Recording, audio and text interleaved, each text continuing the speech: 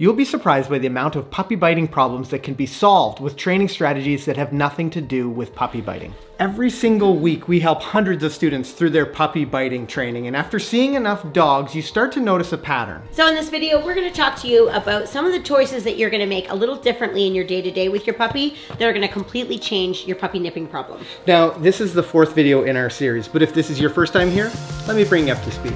This is our new puppy vlog. Now, as a dog trainer for more than 20 years, I have raised and trained a lot of dogs already. In this series, I'm gonna share with you some tips and tricks that I've learned along the way, and I bet many of them you've never heard of. I'm Kayla McCann. This is 8-week-old mixed breed puppy, 5 Alive. Welcome back to McCann Dogs.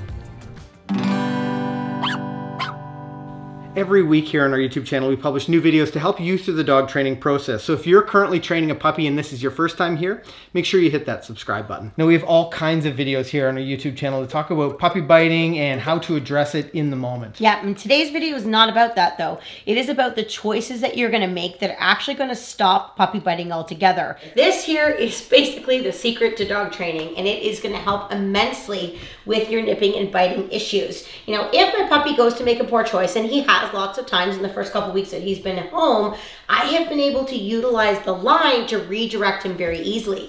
When people have nipping and biting issues and they don't have a leash or line on the puppy, they end up having to touch the puppy's body or try to get a hold of them, or sometimes because the puppies are jumping and nipping at us, we end up pulling our hands away because we don't want to get bit, and that really changes your puppy's respect for you because they're not really being addressed. And when I bring my hands away and I'm trying to get a hold of him, well, that becomes really fun, doesn't it? That becomes really fun, and it's very difficult for him to understand that biting is bad. You can see when I engage with him like this, his instinct is to start biting. But if I have the line, I can use that to utilize some more control. I could use the line to slip my hand down into his collar and immobilize him that way. Good boy, excellent. And the quicker I can do that, yes, you're so smart. The quicker I can do that, the easier it will be to be in control of my nipping and biting. Now, I will share with you a common place that 5 Alive did initially do some nipping and biting, and that was when I would actually go to attach his house line to his collar. Initially, when we started, he would get really excited by that, and he would try to nip and bite at my hands. So the way that we worked through that is I would just teach him what I wanted him to do differently. So I would start off by just putting my hand in his collar, and I would just simply feed him for allowing me to do that. Yes, once he was comfortable with that, I would practice taking the line off, putting the line on, yes, and then rewarding him. And we would literally practice this over and over and over again. Take the line off, put the line on, yes. And in order to get a reward, I just wanted him to be calm and settled. I don't care whether he sits or stands. Yes, good boy. I'm just gonna go through the process of putting his line on and off. I need to teach him what he should be doing differently in that moment rather than leaving it to just nipping and biting. If I give him a job to do and show him what I want, he's much less likely to nip and bite. In fact, he says, hey mom, let's do this whole collar and leash thing. This is cool. And again, I have a willing and excited puppy to get his leash on, all because of how I present this situation to him. Another common place that a lot of people end up getting some nipping and biting from their puppies is situations where we need to handle them. It could be simple things like taking a hold of their collar, or getting something out of their mouth, clipping their toenails. And that is actually not an area that I've had a lot of issues with 5 with, because right from the beginning, I've trained him how to react in those different scenarios. One of my favorite exercises that I'll do with him, and I've done this to start conditioning him to allow me to clip his toenails, is I give him a comfortable position that I know he likes to be in. So I've just lured him onto my lap here, and then I practice. So I have treats in one hand. I'm going to get a few more out here, and I'm just going to practice holding a paw, maybe handling a toenail, yes, and then rewarding. Handling a toenail, yes, and then rewarding. And I will do this far before, yes, good boy, I ever get the toenail clippers out. And this is to make sure that by the time I get the toenail clippers out, yes, he understands what he should be doing. I can even hold a back foot. Yes, good boy. And I just take my time with this. We literally do this for just a couple minutes every day, every other day. Yes, good boy.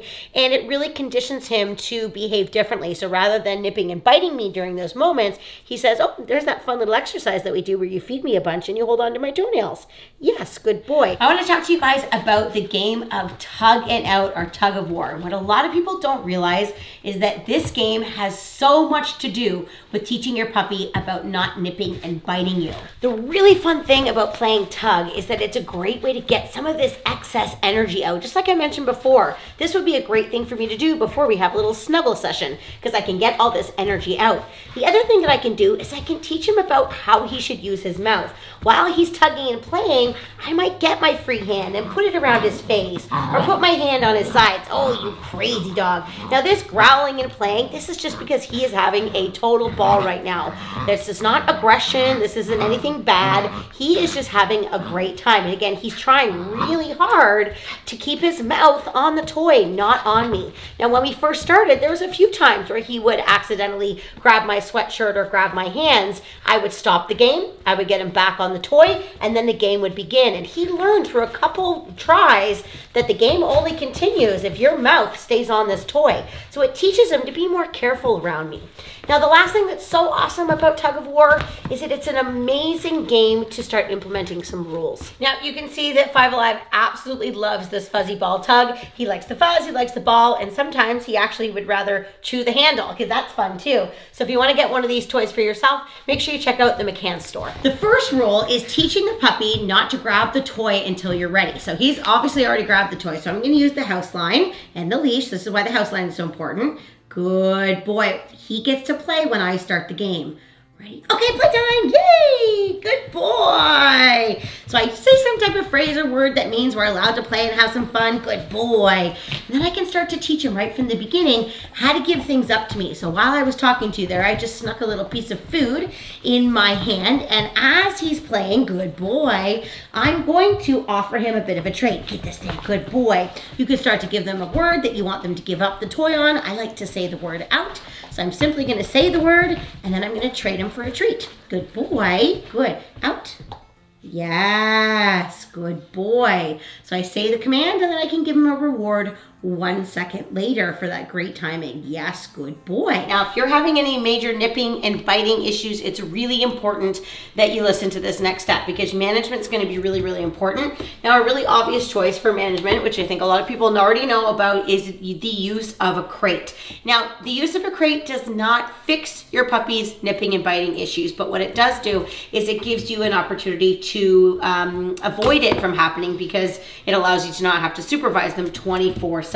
It's just really important that if you are utilizing the crate, which we suggest that you do, that you are not using the crate as a form of discipline. So the puppy does not go in the crate if they are nipping and biting you. That's not how it's going to be used. It's used more for prevention, and that's a really important point. Sometimes what happens is we put our puppies in a scenario where we want them to be calm and relaxed and snuggly and all these things with us, but we have a puppy that is like ready to rip roar around the room and get really excited. And sometimes if you have a really energetic puppy, being calm in that moment is not really on their list of things to do. I'm actually doing that right now. You know, Five, it was actually quite hyper before we first started this video. Knowing that I wanted to sit down here and talk to camera, I just got a high value bone. So he actually has something that he could do. If this bone was away, he'd probably be climbing all over me and doing, you know, energetic puppy things. So I'm using an opportunity to teach him what I want him to do instead by giving him a job. So that's one option. The second option could be actually changing your dog's energy level by doing something active with them before you want them to do something calm. And the reason why I bring this up is if you're in scenarios where, say, you want to have a little snuggle on the couch, or you want to hold your puppy and they're feeling really energetic, that is a super common place for them to stop, or common time for them to start nipping and biting at you. But if you can tire your puppy out a little bit more, if we want him to sit with us while we watch a movie or a couple shows, we wouldn't just take him out of the crate or take him outside and then make him sit with us, because he'd be too energetic. We would train him first. Ken and I might do some restraint recalls with him, or some tricks or something that's active.